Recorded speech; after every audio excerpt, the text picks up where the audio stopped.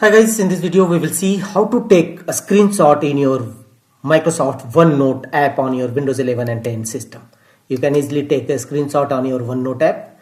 Launch OneNote app, go to Windows search and type OneNote and open OneNote app in your system. Here we will see how to take a screenshot in OneNote app. Here how to take a screenshot in OneNote app in Windows 11.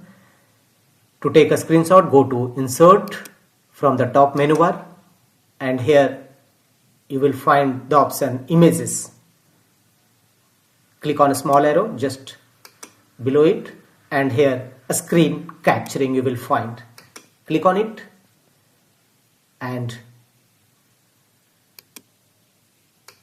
drag the portion and enter a screenshot. You can see a screenshot you have recently taken has been successfully entered in your OneNote app.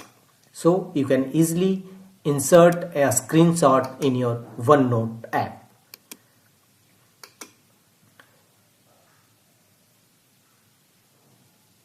You can customize it also, option available.